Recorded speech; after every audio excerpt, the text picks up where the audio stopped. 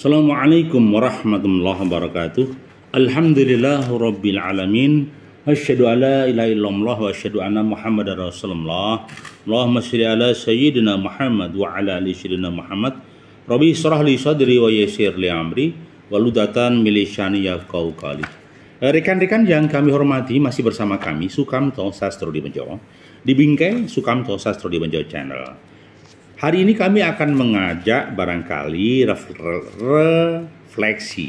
Nah, juga berkaitan dengan mencoba mencermati beberapa kegiatan kita yang berkaitan dengan OJK, Otoritas Jasa Keuangan. Yang naga-naganya akhir-akhir ini terjadi berbagai reaksi, berbagai masukan, berbagai kesimpulan, juga berbagai masukan dan saran. Tetapi naga-naganya dari Menteri Koperasi bahwa koperasi ke depan akan diawasi oleh OJK, Otoritas Jasa Keuangan.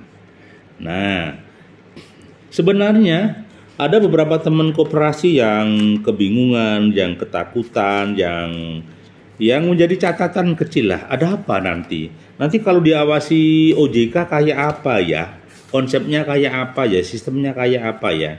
Masih menjadi catatan-catatan kecil, perdebatan-perdebatan kecil, masih ada sharing-sharing diskusi kecil. Nah, harapan kita ke depan akan ya faham dulu, difahamkan. Ada apa ini? Nah, gimana ini? Apa itu OJK? Nah, baik, kita mencoba menyampaikan catatan kecil atau literasi kecil. Barangkali nanti kalau ada pihak-pihak terkait yang berkenan mencermati ini kurang benar, mohon diluruskan.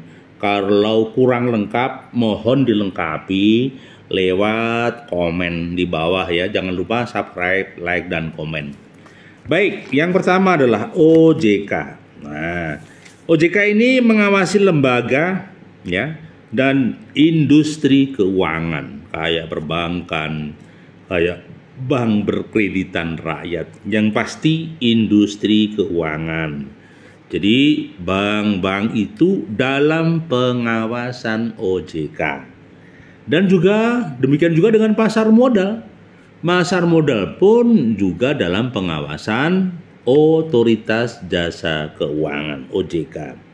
Nah, demikian juga dengan lembaga penyedia jasa keuangan lainnya. Ini juga akan diawasi oleh OJK, Otoritas Jasa Keuangan. Apa ini? Kenapa dasar sekali OJK ini? Itulah yang terjadi.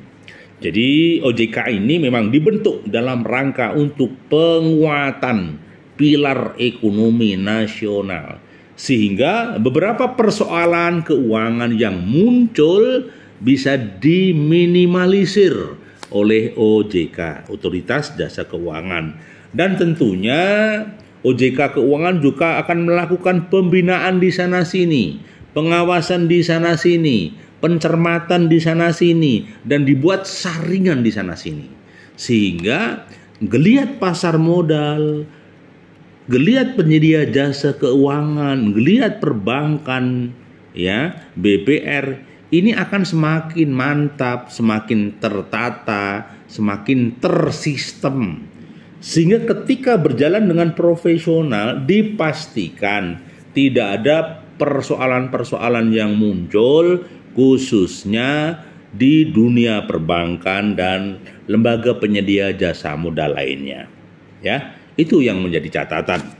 Kemudian yang kedua, OJK ini apa sebenarnya?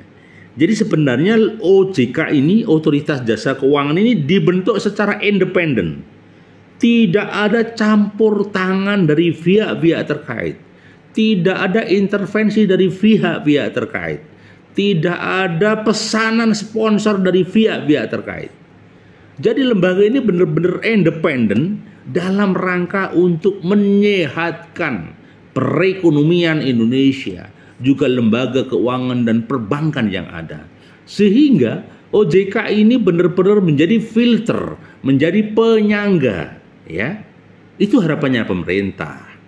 Ya, harapan kami juga OJK benar-benar menjadi penopang, menjadi pengawas yang baik. Lah bagaimana berkaitan dengan anggotanya atau mungkin lembaga-lembaga perbankan, lembaga penyedia jasa keuangan, pasar modal yang sedikit ada kekurangannya, disempurnakan, diperkuat.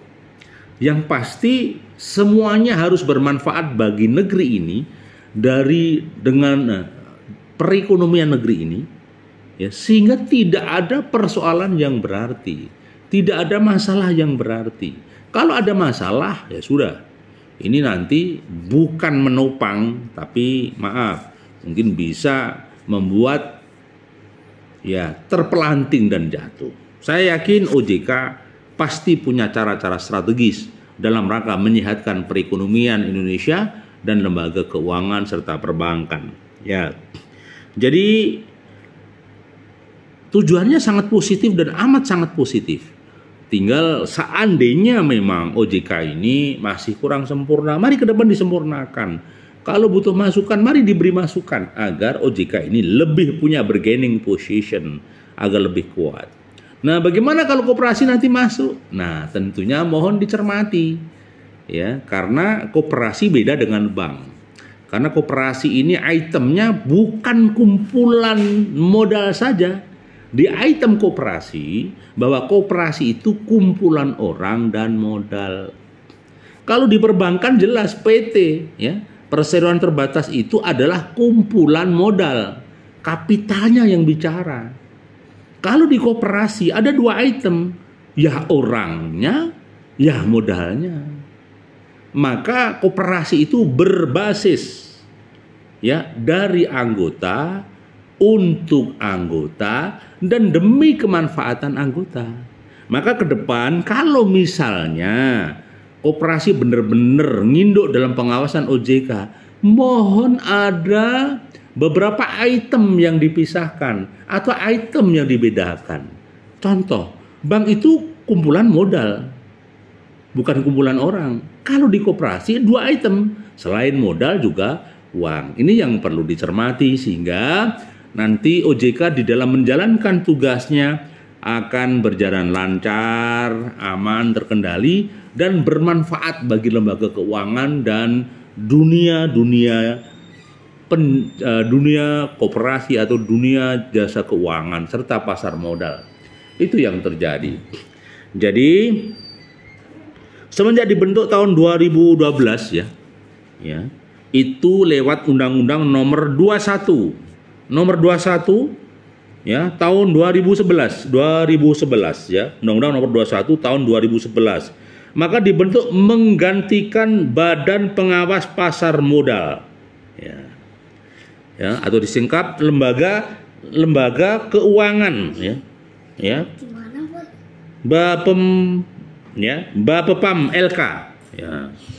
Jadi sekali lagi bahwa lembaga ini dibentuk di tahun 2012 ya lewat Undang-Undang Nomor 21 tahun 2011. Dibentuk menggantikan Badan Pengawas Pasar Modal. Nah, dan tentunya ini fungsinya mengambil alih fungsi dari Bank Indonesia, dari BI. Ya. Jadi tugas fungsinya BI diambil alih oleh OJK, Otoritas Jasa Keuangan. Artinya apa? BI dimudahkan dan diringankan tugasnya. Maka BI sedikit bebannya agak ringan. Tidak terlibat dalam pengawasan perbankan, tetapi Bank Indonesia di backup, dibantu dengan OJK, Otoritas Jasa Keuangan, yang fungsinya adalah independen begitu. Baik. Lah, apakah ketika dibentuk 2012 langsung jalan? Ya berproses memang.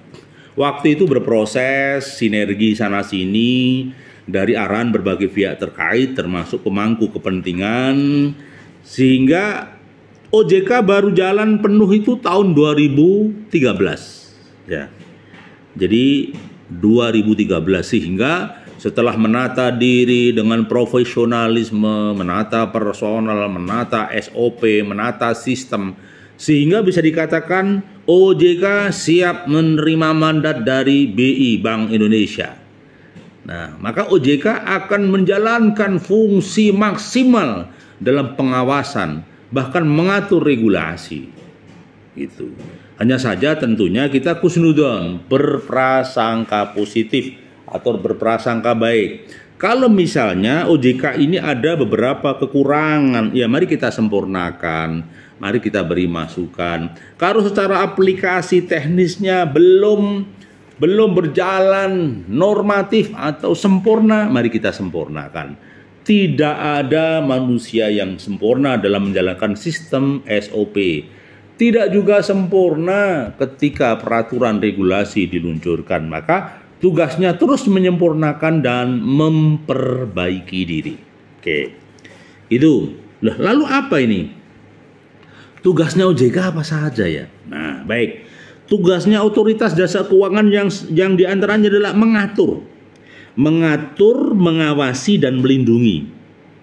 Kami ulang, mengatur, mengawasi dan melindungi. Dari lembaga-lembaga perbankan tadi, lembaga pasar modal tadi, ya diatur. Kenapa diatur? Biar rapi, biar tidak ada persoalan, dibuat tata laksana kerja yang baik, sehingga berfungsi berjalan yang baik, menjadi solusi kebaikan bagi masyarakat, menjadi solusi kebaikan bagi umat. Maka diatur.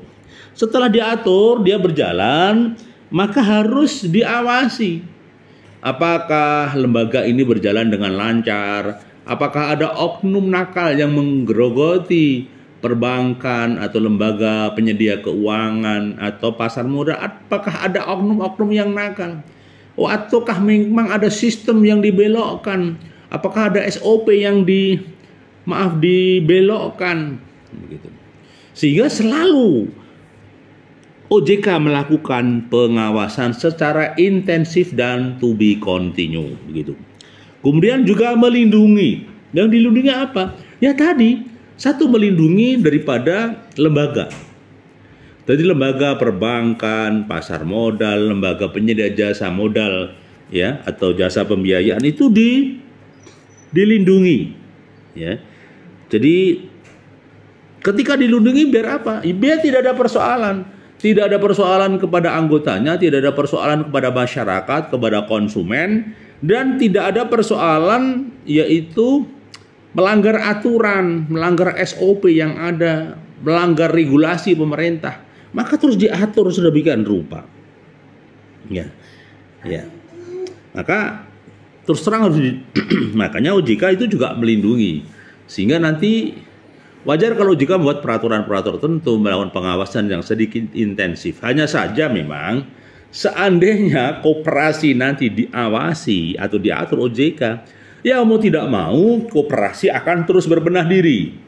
Berbenah diri dengan keanggotaannya secara profesional, berbenah diri di dalam pembiayaannya, berbenah diri dalam tertib administrasi, berbenah diri dalam menata keanggotaannya, berbenah diri di dalam permodalannya, berbenah diri di dalam menjalankan kewajiban-kewajibannya.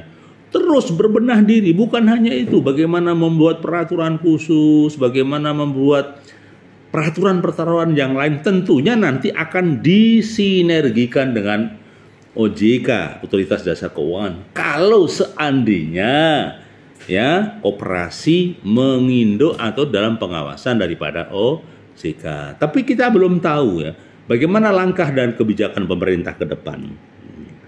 Baik, jadi tujuan OJK sebenarnya adalah satu diantaranya ya bank dan jasa keuangan teratur, adil, transparan dan akuntabel. Ya, jadi teratur itu bagaimana toh? Teratur itu ya tertata, ada to be continue, tidak berantakan, administrasinya lancar, keuangannya pun lancar begitu. Adil itu tidak melihat memandang siapa dia, siapa personalnya. Oh dia anak pejabat, oh dia bos, harus ada fasilitas khusus, enggak. Makanya sifatnya adil kepada seluruh masyarakat Indonesia. Kemudian transparan itu bisa dilakukan secara terbuka, ya, tidak ada yang disembunyikan. Ini yang harus dijalankan dari sedikit. Jadi maka OJK harus transparan. Kalau tidak transparan akan menjadi masalah baru. Maka menerima masukan berbagai pihak terkait termasuk harus transparan tadi. Jadi kemudian yang berikutnya berbasis akuntansi yang profesional, akuntabel ya. Kalau berbasis dengan akuntabel berarti harus eksis. Ya, harus eksis dijalankan dan tidak ada persoalan yang berarti. Kemudian yang kedua, OJK harus sistem tumbuh berkelanjutan. Tidak boleh istilahnya terhenti ya, tidak terhenti. Makanya ke depan harus semakin eksis, begitu ya. Jadi harus terus berkelanjutan. Sebentar.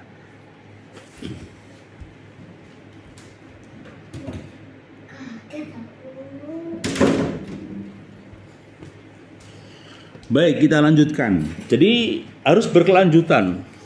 Kalau tidak berkelanjutan ini yang menjadi masalah. Karena apa? Jadi memang sebuah perbankan, sebuah lembaga keuangan memang harus ada trust, harus kepercayaan. Jika sebuah lembaga perbankan, pasar modal, atau lembaga penyedia keuangan ini tidak berkelanjutan, bahaya. Bisa menggugurkan cintanya konsumen, bisa menghancurkan kepercayaan konsumen, dan juga bisa menghancurkan kepercayaan masyarakat. Jadi yang saya katakan memang harus berkelanjutan. Tidak boleh mendirikan bank kok prediksi 5 tahun mati, nggak boleh. Harus berkelanjutan sampai kapanpun gitu loh. Kemudian dan tidak lupa yang dilakukan tugasnya OJK adalah melindungi konsumen, melindungi masyarakat. Jangan sampai ada keluhan-keluhan nasabah, masyarakat, anggota tidak terselesaikan. Kalau tidak terselesaikan, maka keluhan masyarakat ini menjadi momok, menjadi problema. Maka sekali lagi, memang semua keluhan harus bisa diatasi. Semua keluhan harus ditampung. Jangan sampai lembaga penyedia jasa keuangan, pasar modal, bank, ini sumber masalah. Ya, kalau sumber masalah tentunya masyarakat jadi marah, jadi terluka, begitu ya. Jadi bisa dikatakan bahwa otoritas jasa keuangan itu menjadi pilar ekonomi yang menegakkan ekonomi ini akan semakin eksis dan semakin tegak. Ya. Kalau tidak tegak, ya hancur dong. Maka sekali lagi, OJK itu benar-benar menegakkan pilar ekonomi yang ada. Nah, ada beberapa pertanyaan. Kalau begitu, OJK itu landasan kerjanya kayak apa? Baik, landasan OJK yang kami pahami adalah ya, kami cermati ya.